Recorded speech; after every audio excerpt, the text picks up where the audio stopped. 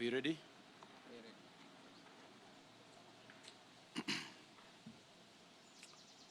Welcome, members of the press, fellow Kenyans. Welcome to the daily updates on the current status of the coronavirus disease outbreak in Kenya.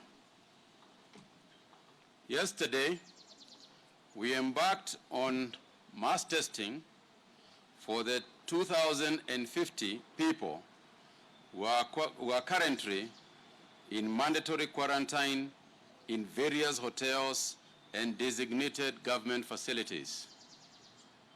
In the last 24 hours, we have tested 172 samples.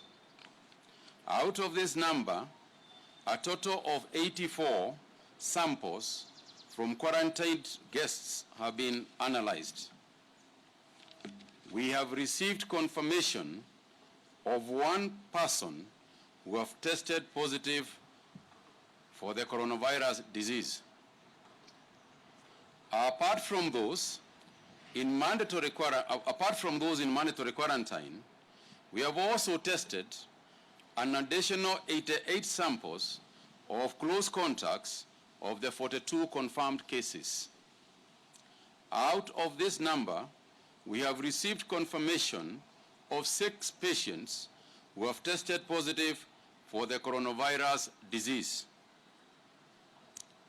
and an additional 1 patient from the Aga Khan Hospital. This now brings the total number of confirmed cases in the last 24 hours to 8. The total number of confirmed cases now stands at 50 in the country. Tracing of contacts for the 50 confirmed cases is ongoing. The total number of close contacts that we have so far been monitoring stands at 1,474.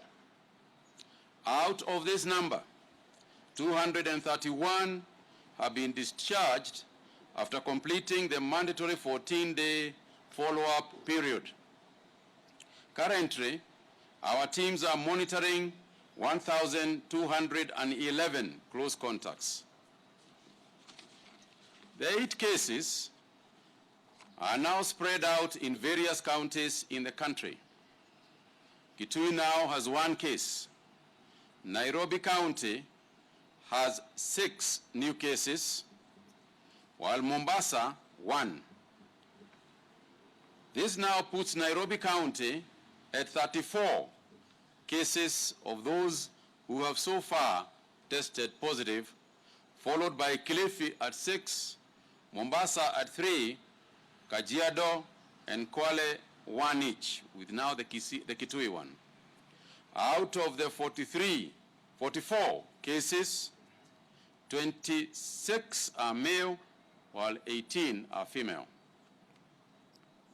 To date, we have tested 1,005 persons for the coronavirus disease.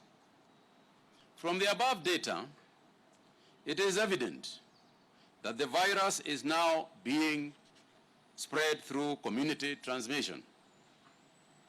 This now calls for a lot more personal responsibility among Kenyans in this fight against the disease. Community transmission means that the disease is no longer imported from the outside, but is here with us. We are now spreading it among ourselves. We must now raise our level of alert and intervention measures. To this end, we need to take a number of measures, with the most immediate being in the border transport industry. For now, we need to protect our youth who are in this industry as border riders. And therefore, we will now require that any border rider to protect himself must carry only one passenger so as to maintain some level of distance. Secondly, the boda rider and the passenger must wear masks for protection. We shall be spreading out masks in the counties for this purpose, but irrespective, they must wear, the boda rider and the passenger must both wear masks. We expect boda association leaders to oversee this process and ensure its implementation. The police will obviously be enforcing the same.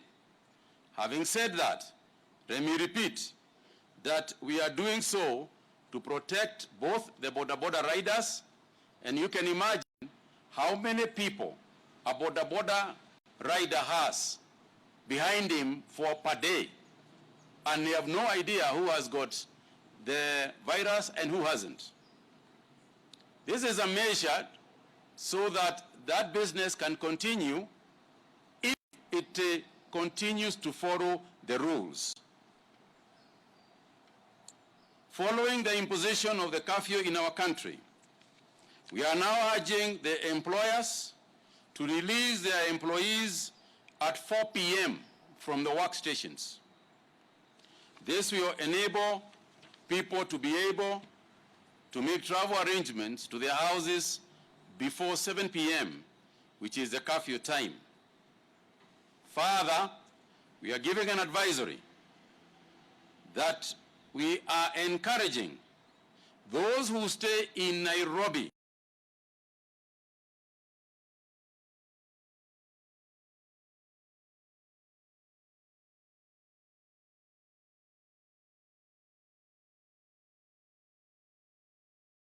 vile serikali inasema.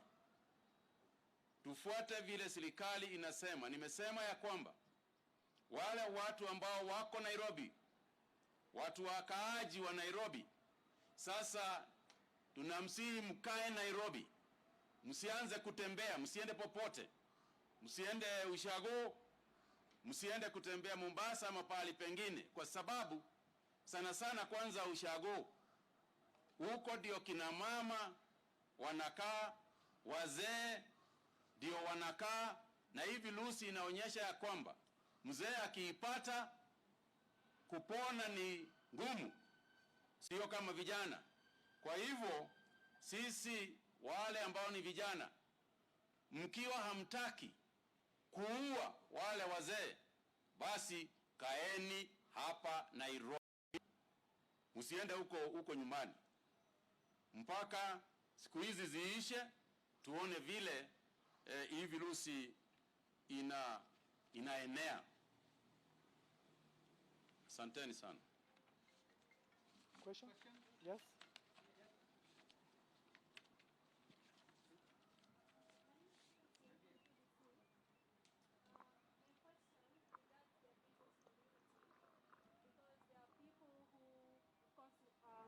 Following the curfew that you've directed that employers have to release their employees by 4 p.m. and most people, there are people who work at night, of course, they do not have anything to put to the table of their families.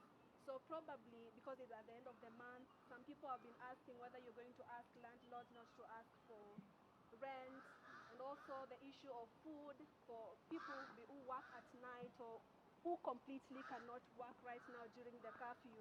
Do we have any plans by the government to provide aid or food to such people? First and foremost, we have said that we have not stopped work. We have not stopped people from working.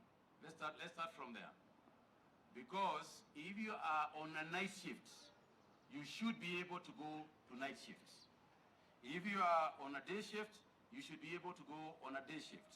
But in terms of the difficult times that clearly everybody is going to experience, we have plans as a government to see how we can assist people as much as we can, including the answer to your question regarding foodstuffs.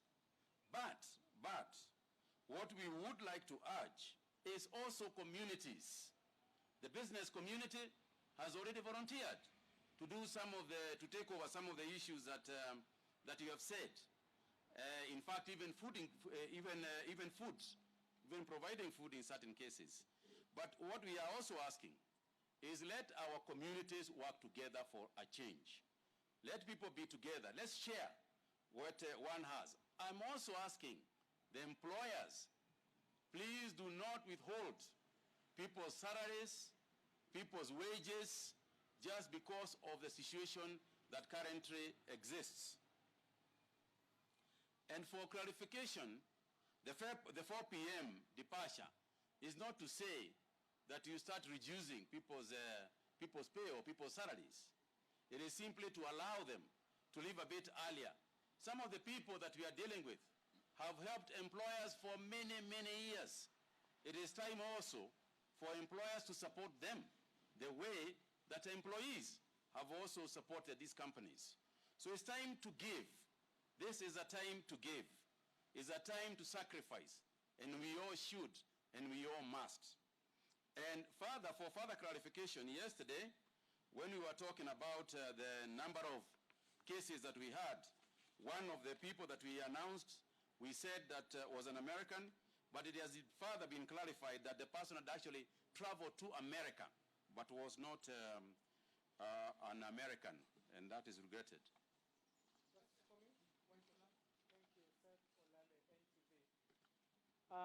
CS, 2 weeks ago you didn't mention, actually a week ago you didn't mention that the coming 14 days are going to be crucial, especially for the authorities and for Kenyans. In terms of the progress, what are our greatest advantages? Because we are so far 1 week into the 2 weeks, and what are our greatest fears? How are we doing in terms of, even as the numbers are coming in, we are at 50 right now. Where are we in terms of comparison with how this particular pandemic has affected the nations, and especially Europe? So are we scared? Should we be worried right now? Or is it a thumbs up for us as it stands? I hear you. Let me put it this way. It appears that the modeling of this disease varies from place to place. Because I think it's almost a month since we announced, it's going on to a month, since we announced the first case. Now, when you look at other countries, the examples from other countries, it's very different. Some countries are very different from what we have experienced. But so it evolves. Puts us at having about 1,000 cases by the first week of April, and we postulate that we'll have 5,000 cases by mid-April and potentially 10,000 cases by 30th of April. So those are the figures that we are working with in terms of how we preposition our personal protective equipment, how we preposition our test kits, how we preposition our human resource, and how we preposition our isolation and quarantine facilities. So we have done a bit of modeling. Nature sometimes does not obey science, but we believe if it works along that way, then the actions that we take, we will be able to pretty be sure that we can be able to be in control. In terms of the testing, we have agreed in consultation with our technical team that we are only going to test those who are in quarantine after the 8th day. So yesterday we managed to test about 140-something. Half of that population came from people in quarantine. So as we go ahead, we are going to increase the number of people tested. But remember also, the laboratory capacity that we have, we can only do 300 samples in 24 hours. We are working very hard to ensure that Moi Teaching Referral Hospital comes up in the course of this week to be able to provide additional testing capacity. So going forward, we anticipate that we are going to do a minimum of 300 tests every 24 hours. Thank you.